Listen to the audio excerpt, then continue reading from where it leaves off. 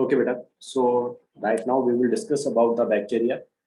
Bacteria आप सभी को पता है that it is comes into your monera kingdom, लेकिन बाद में कार्लवोस जो आए थे, जैसे कि हमने लास्ट क्लास में सिक्स किंगडम क्लासिफिकेशन में पढ़ा था कि जो कार्लवोस आए उन्होंने मोनेरा को डिवाइड कर दिया, फर्दर टू नए किंगडम्स बना दिए, that is your archaebacteria and eubacteria, right. और आर्कीबैक्टीरिया यू बैक्टीरिया जो बनाए थे that is on the basis of your 16S ribosomal RNA.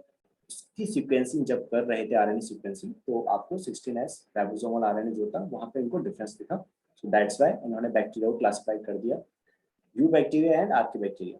तो आपके नाउ 6 किंगडम्स हो गए थे और 3 डोमेन थे जो हमने पढ़े थे, that is eukarya, archaebacteria, archaea, and the last one is eubacteria.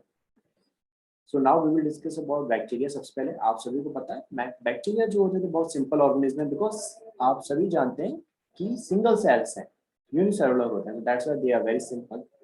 लेकिन उनके अगर हम बिहेवियर या उनकी मेटाबॉलिक एक्टिविटीज की बात करें तो वो बहुत कॉम्प्लेक्स है। कॉम्प्लेक्स मतलब बहुत ज़्यादा डाइवर्सिटी है, मीन्स जैसे हमारे अंदर मेटाबॉलिक एक्टिविटीज होती हैं वही मेटाबॉलिक एक्टिविटीज आपको बैक्टीरिया में भी दिखेंगी। They also show such kinds of metabolic activities, लेकिन ज्यादा डिटेल में नहीं होती है बिकॉज सिंपल वन है, यूनिसेलुलर है, लेकिन होंगी वही सारी एक्टिविटीज जो आपके अंदर हो रही है।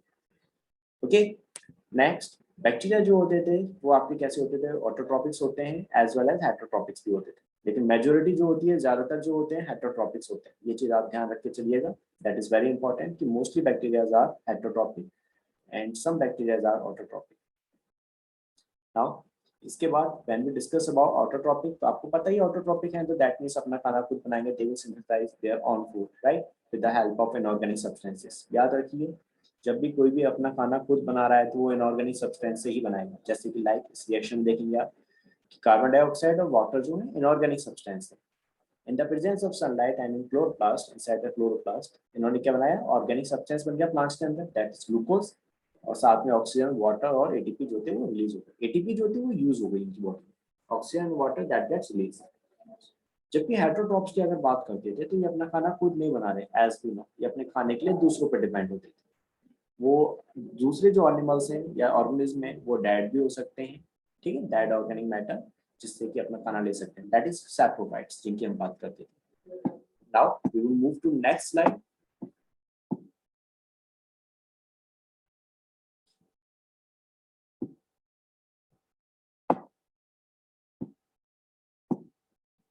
अब बात करेंगे वेक्टर हम लोग bacterial classification.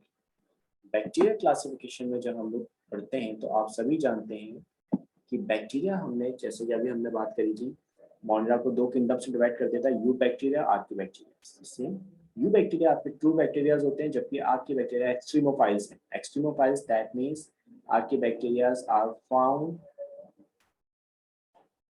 in extreme conditions, they are found in extreme conditions, ऐसी कंडीशंस जहां पर कोई नॉर्मल लिविंग सर्वाइव नहीं कर सकता, in those conditions archaebacterias are found, so that's why they are called खतरों के खिलाड़ी, जहां पर कि ये दूसरों से थोड़ा हटके ऐसी जगहों पर रह रहे हैं जहां कोई नॉर्मल नहीं रह पाता। अभी हमने बात करी थी आपके यू बैक्टीरिया की, तो उसमें हमने डिस्कस किया था ऑटोट्रॉप्स और हेटरोट्रॉप्स दोनों तरह के होते थे, राइट। मैंने यहाँ पे आपको बस ये समझा रखा है कि ऑटोट्रॉप्स हैं तो वो कैसे हैं, फोटोसिंथेटिक भी होंगे और कीमोसिंथेटिक, मींस फोटोसिंथेसिस शो करेंगे, in the presence of sunlight they make their foods, as well as with the help of chemicals they also make their foods, so that's why chemosynthetic and photosynthetic I have, so आपको समझ में आ गया। Photosynthesis sunlight के through अपना खाना बनाएंगे और chemosynthetic that is chemicals के थ्रू अपना खाना बनाएंगे। ये एग्जांपल्स हैं।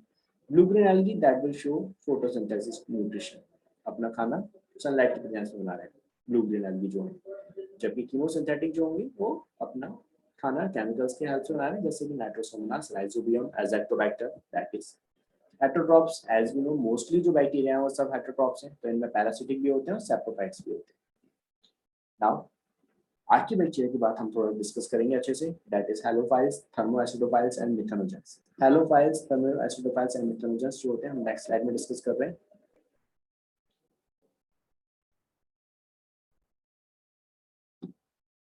सी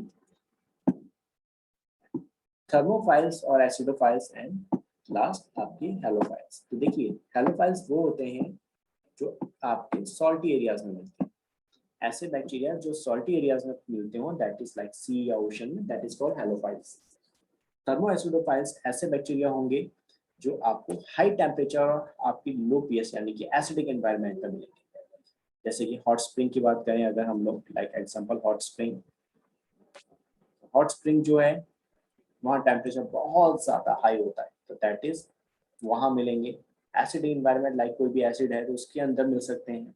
तो I hope so thermoacidophile समझ में आ चुके हैं, दैट इज जो high temperature as well as acidic environment, that is low pH में मिलेंगे।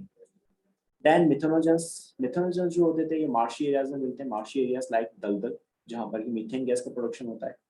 तो आपके जितने भी दलदली एरिया होते हैं, मार्शी एरिया जो होते हैं, वहाँ मिथेनोजेंस होंगे। इसके अलावा जो बायोगैस प्लांट होता है जहाँ बायोगैस का प्रोडक्शन हो रहा हो, उसमें भी ये आपके मिथेनोजेंस होते हैं। साथ में जो रूमिनेट्स होते हैं, उन सभी रूमिनेट्स एनिमल्स में भी आपके मिथेनोजेंस मिलते हैं उनकी गट्स में। सो दैट्स वाई जब वो एक्सक्रीशन करते हैं, लाइक जैसे काउ डंग की बात करें, तो उसके अंदर मिथेनोजेंस प्रेजेंट होते हैं उस काउ डंग में, बिकॉज वो मिथेनोजेंस ऑलरेडी काउ के जो गट है रूमेन की उसमें प्रेजेंट है। So now move to the next slide, that is structure की बात कर रहे हैं, सेल्स की बात कर रहे हैं। तो आर्किबैक्टीरिया जैसे कि आप सभी जानते हैं कि हार्श एनवायरनमेंट में रहते हैं, टफ कंडीशन में सर्वाइव करते हैं, तो ऑब्वियसली वहाँ सर्वाइव करने के लिए इनकी सेल वॉल थोड़ी सी डिफरेंट होनी चाहिए। तो इनकी सेल वॉल जो है वो किसकी बनी है, स्यूडोमोरिन की बनी है। एंड इनकी सेल वॉल में जो मेन डिफरेंस आता था वो आता है इनके ईथर लिंकेज पे, कि इनके जो लिपिड्स होते थे बैक्टीरिया की जो सेल वॉल में प्रेजेंट है लिपिड्स, ये ब्रांच लिपिड्स होते हैं। और ये ब्रांच लिपिड्स आपस में ईथर लिंकेज के थ्रू जुड़े रहते हैं। सो ईथर लिंकेज की वजह से इनको बहुत ज़्यादा स्टेबिलिटी मिल जाती है और ये हाई टेम्परेचर, लो टेम्परेचर यानी हर तरह की एनवायरनमेंट कंडीशन में इजीली सर्वाइव कर देते हैं। तो ये बहुत इंपॉर्टेंट चीज़ है जो आपको ध्यान रखनी है कि आर्किबैक्टीरिया में कौन सी लिंकेज मिलती है, दैट है वह ईथर लिंकेज। जबकि अगर यू बैक्टीरिया की बात करें बच्चों, तो उसमें जो लिंकेज होती है that is only ester linkage होती है। सो दैट्स वाई वो ज़्यादा हार्श इन्वायरमेंट में नहीं रहते, वो नॉर्मल कंडीशन में ही पाए जाते हैं, लाइक दिस। यू बैक्टीरिया में कौन सी लिंकेज है, एस्टर लिंकेज, और आर्किबैक्टीरिया में कैसी लिंकेज है, ईथर लिंकेज। आई होप सो आपको ये चीज क्लियर होगी। सेल वॉल जो बनी है पेप्टाइडोग्लाइकिन की बनी होती है यू बैक्टीरिया में, और आर्किबैक्टीरिया में सीडोम्यूरिन की बनी होती है। Now move to next slide.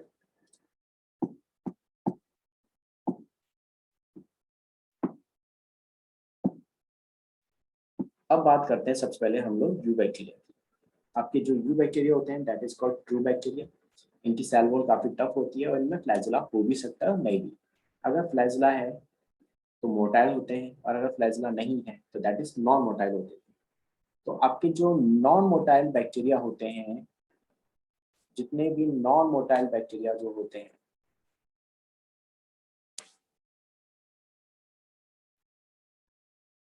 इन सभी को बोलते हैं दैट इज कॉल्ड एट्राइकस। ये चीज ध्यान रखिएगा, जितने भी आपके नॉन मोटाइल हैं यानी कि जो मूवमेंट नहीं करते, जिनमें प्लाज्मा नहीं है, that is called atrichous. they have not plasma. Now अब बात करते हैं नेक्स्ट। इनकी सेल वॉल हमने पहले भी डिस्कस किया था, किसकी बनी है, पेप्टाइडोग्लाइकिन की बनी होती है।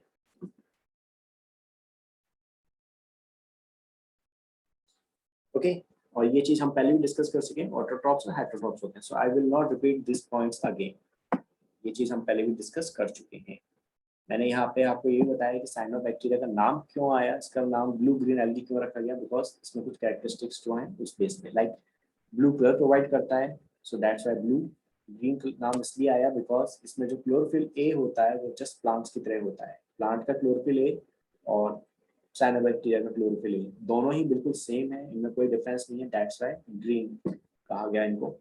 ओके एंड एल्गी बिकॉज इनका जो थैलस होता है, इनकी जो बॉडी शेप होती है, बॉडी ऑर्गेनाइजेशन होता है वो थैलस शेप में होता है, तो एल्गी की तरह ही है, दैट इज लाइक, सो इसलिए ब्लू ग्रीन एल्गी इनको बोला भी जाता था। अब आ जाते हैं नाउ नेक्स्ट जो इम्पोर्टेंट चीज हमें डिस्कस करनी है,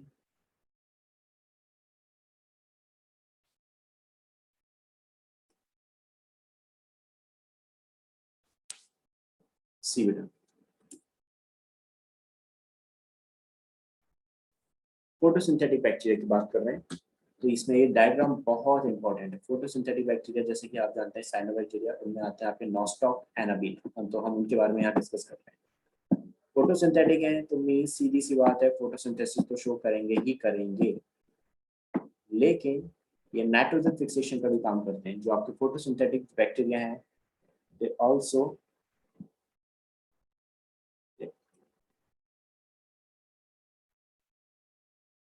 they help in nitrogen fixation।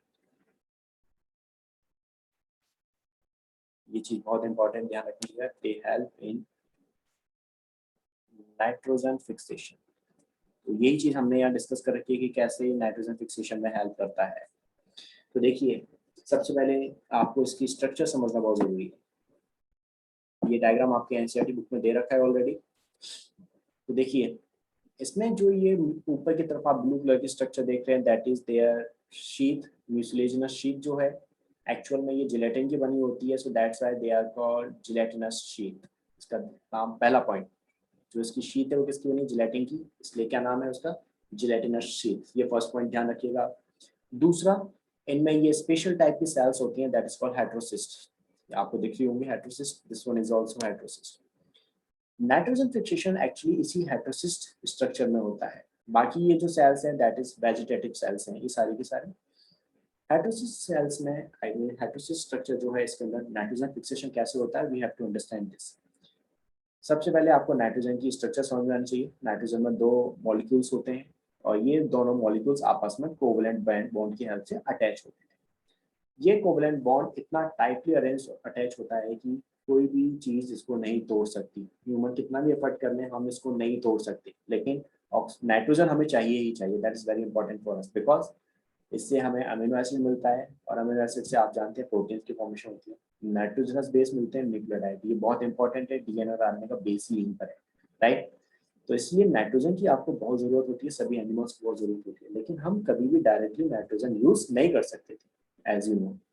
सो यहाँ जरूरत पड़ती है हमें बैक्टीरिया की। तो आपके ये साइनोबैक्टीरिया जो होते थे, they have a nitrogenase enzyme, this one.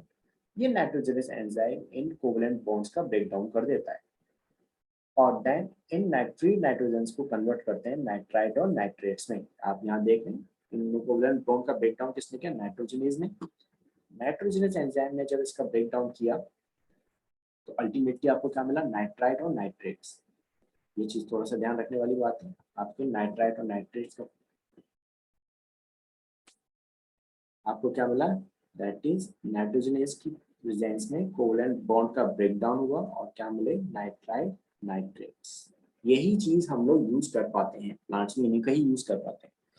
और ये जो पूरी प्रोसेस होती है ऑक्सीजन की एब्सेंस में होती है, बिकॉज अगर ऑक्सीजन मॉलिक्यूल्स होंगे इस हेटेरोसिस स्ट्रक्चर के अंदर तो नाइट्रोजनेस डीएक्टिवेट हो जाएगा और नाइट्रोजन फिक्सेशन नहीं हो पाएगी। सो दैट्स व्हाई पूरे के पूरे साइनोबैक्टीरिया में, वेजिटेटिव सेल्स के अंदर ऑक्सीजन हो कोई प्रॉब्लम नहीं है, ऑक्सीजन बहुत जरूरी है, हम सभी जानते हैं। लेकिन हेटेरोसिस्ट के अंदर ऑक्सीजन नहीं होती है, इसलिए कैसी होती है, हेटेरोसिस्ट बहुत थिक होती है, बहुत मोटी होती है, ताकि इसके अंदर ऑक्सीजन ना आ पाए। ठीक, सिर्फ हेटेरोसिस स्ट्रक्चर की बात कर रहे हैं, बाकी सारे वेजिटेटिव सेल्स जो होती हैं उनमें ऑक्सीजन प्रेजेंट होती है। So this is how nitrogen fixation is done in a photosynthetic bacteria. तो अल्टीमेटली नाइट्राइट, नाइट्रेट्स और अमोनिया आपको मिलता है, यू गेट अमोनियम ऑल्सो। ये चीजें आपको अल्टीमेटली एंड प्रोडक्ट्स मिलते हैं।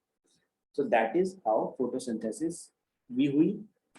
और साथ के साथ में जो ये फोटोसिंथेटिक बैक्टीरिया थे, साइनोबैक्टीरिया, इन्होंने जो एटमॉस्फेरिक नाइट्रोजन थी उसको फिक्सेशन कर दिया, that is called biological nitrogen fixation. Means उस एटमॉस्फेरिक नाइट्रोजन को कन्वर्ट कर दिया नाइट्राइट, नाइट्रेट्स एंड अमोनिया में। That is how. क्लियर है बच्चों?